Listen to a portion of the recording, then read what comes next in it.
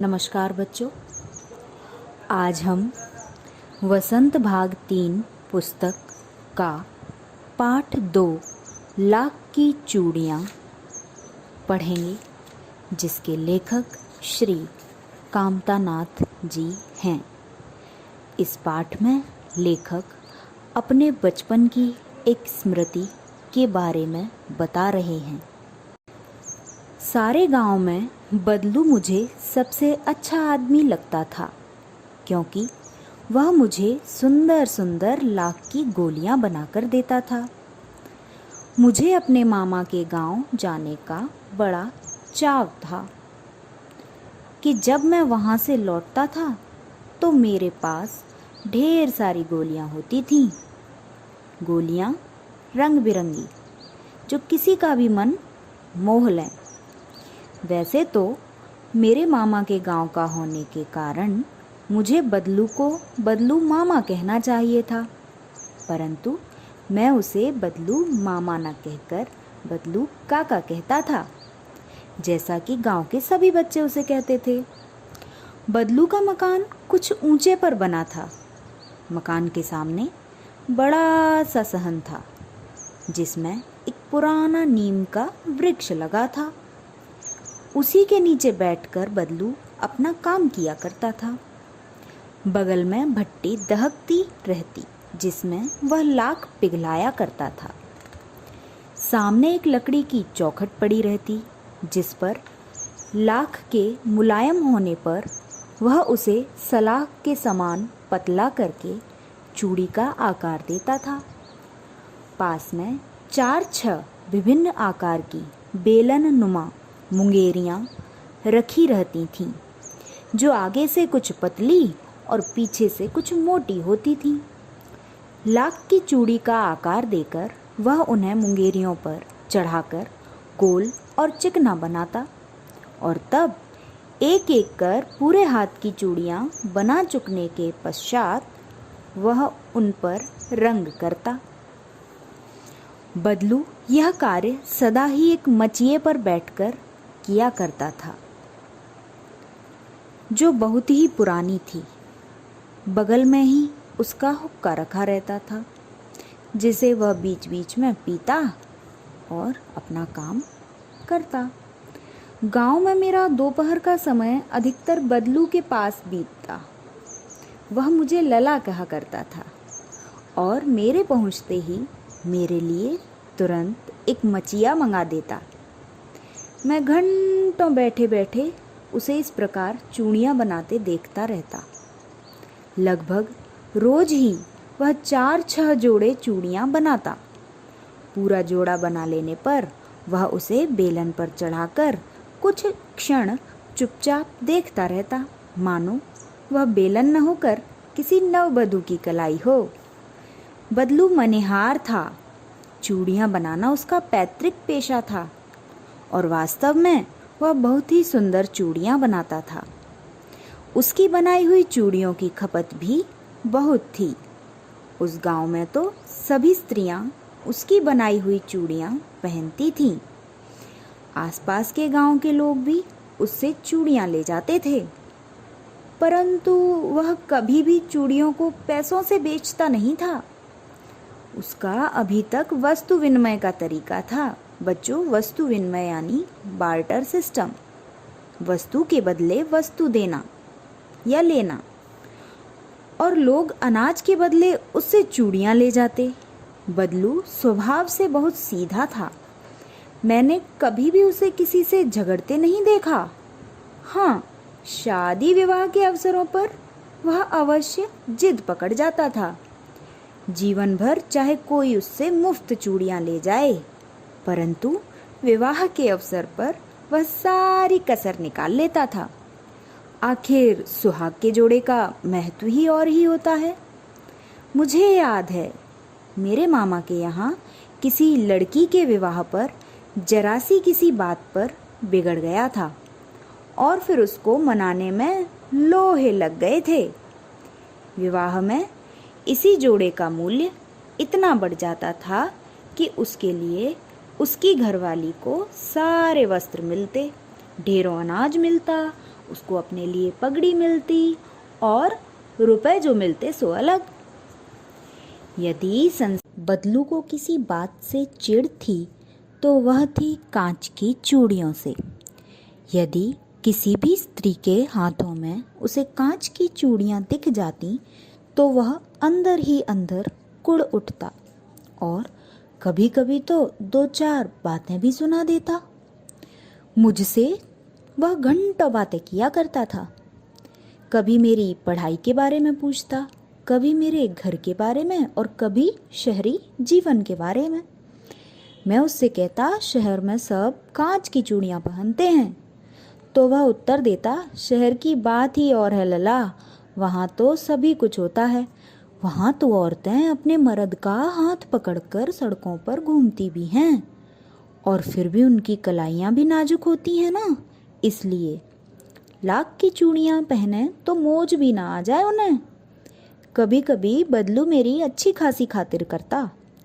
जिन दिनों उसकी गाय के दूध होता वह सदा मेरे लिए मलाई बचा कर रखता, और आम की फसल में तो रोज ही उसके यहाँ से मैं 2-4 आम खा आता। परंतु इन सब बातों के अतिरिक्त जिस कारण वह मुझे अच्छा लगता वह यह था कि लगभग रोज ही वह मेरे लिए 1-2 गोलियां बना देता। मैं बहुधा हर गर्मी की छुट्टी में अपने मामा के यहाँ चला जाता और 1-8 महीने में वहाँ रहकर स्कूल खुलने के समय तक वापस आ जाता। परंतु 2-3 बार ही मैं अपने मामा के यहाँ गया होऊंगा।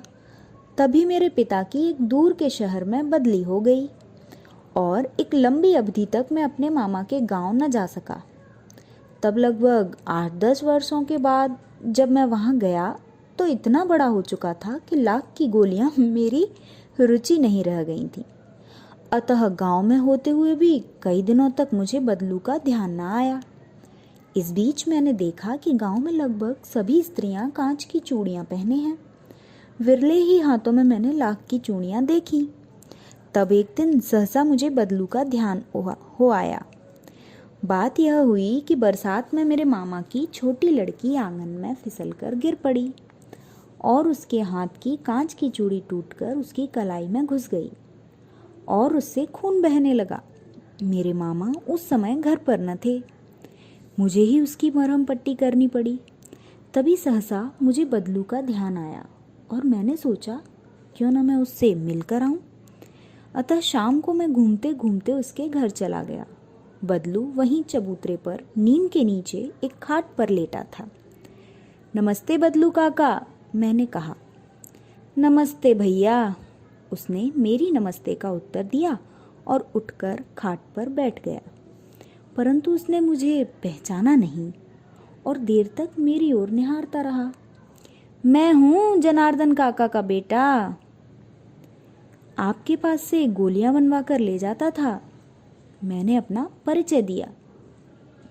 बदलू फिर भी चुप रहा, मानो वह अपने स्मृति पटल पर अतीत के चित्र उतार रहा हो।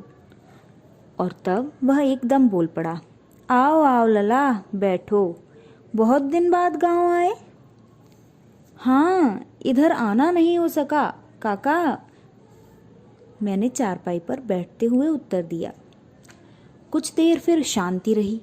मैंने इधर उधर दृष्टि दौड़ाई, न तो मुझे उसकी मचिया ही नजर आई न ही भट्टी। आजकल काम नहीं करते काका, मैंने पूछा। नहीं लला, काम तो कई साल से बंद है। मेरी बनाई हुई चूड़ियाँ कोई पूछे तब तो। गांव गांव में कांच का प्रचार हो गया है। वहाँ कुछ देर चुप रहा, फिर बोला, मशीन युग है ना लला, आजकल सब काम मशीन से ही तो होता है। खेत भी मशीन से जोते जाते हैं और फिर जो सुंदरता कांच की चूड़ियों में होती है लाख में कहाँ संभव है। लेकिन कांच बड़ा खतरनाक होता है, बड़ी जल्दी टूट जाता है, मैंने कहा। नाजुक तो फिर होता ही है लला, कहते कहते उसे खांसी आ गई और वह देर तक खांसता रहा। मुझे लगा उसे दमा है। अवस्था के साथ साथ उसका शरीर ढल चुका था। उसके हाथों और माथे पर नसें उभर आई थीं। जाने कैसे उसने मेरी शंका भांप ली और बोला, दमा नहीं है मुझे, फसली खांसी है, यही महीने 2 महीने से आ रही है, 10-15 दिन में ठीक हो जाएगी। मैं चुप रहा। मुझे लगा उसके अंदर कोई बहुत बड़ी व्यथा छिपी है। मैं देर तक सोचता रहा कि इस मशीन युग ने कितने हाथ काट दिए हैं। कुछ देर फिर शांति रही, जो मुझे अच्छी नहीं लगी। आम की फसल अब कैसी है काका? कुछ देर पश्चात मैंने बात का विषय बदलते हुए पूछा। अच्छी है लला, बहुत अच्छी है, उसने लहक कर उत्तर दिया और अंदर अपनी बेटी को आवाज दी। अरे रज्जो, लला के लिए आम तो ले आ। फिर मेरी ओर मुखातिब होकर बोला, माफ करना लला, तुम्हें आम खिलाना तो भूल ही गया था। नहीं नहीं काका, आम तो इस साल बहुत खाए हैं। वाह वाह, बिना आम खिलाए कैसे जाने दूंगा तुमको। मैं चुप हो गया। मुझे वे दिन याद हो आए जब वह मेरे लिए मलाई बचा कर रखता था। गाय तो अच्छी है ना काका? मैंने पूछा। गाय कहाँ है लला, 2 साल हुए बेच दी, कहाँ से खिलाता। इतने में रज्जो उसकी बेटी अंदर से एक डलिया में ढेर सारे आम ले आई। यह तो बहुत है काका, इतने कहाँ खा पाऊंगा, मैंने कहा। वाह वाह, वह हंस पड़। शहरी ठहरे ना, मैं तुम्हारी उम्र का था तो इसके 4 गुने आम एक बखत में खा जाता था। आप लोगों की बात और है, मैंने उत्तर दिया। अच्छा बेटी, लला को 4-5 आम छांट कर दो, सिंदूरी वाले देना। देखो लला कैसे हैं, इसी साल यह पेड़ तैयार हुआ है। रज्जो ने 4-5 आम अंजलि में लेकर मेरी ओर बढ़ा दिए। आम लेने के लिए मैंने हाथ बढ़ाया तो मेरी निगाह एक क्षण के लिए उसके हाथों पर ठिठक गई। गोरी गोरी कलाइयों पर लाख की चूड़ियां बहुत ही फब रही थीं। बदलू ने मेरी दृष्टि देख ली और बोल पड़ा, यही आखिरी जोड़ा बनाया था जमींदार साहब की बेटी के विवाह पर। 10 आने पैसे देकर मुझको कह रहे थे कि इनमें दे दो। मैंने जोड़ा नहीं दिया, कहा शहर से ले आओ। मैंने आम ले लिए और खाकर थोड़ी देर पश्चात चला आया। मुझे प्रसन्नता हुई कि बदलू ने हार कर भी हार नहीं मानी थी। उसका व्यक्तित्व कांच की चूड़ियों जैसा न था कि आसानी से टूट जाए। बच्चों, यह था कामथा नाथ जी के द्वारा रचित पाठ लाख की चूड़ियाँ।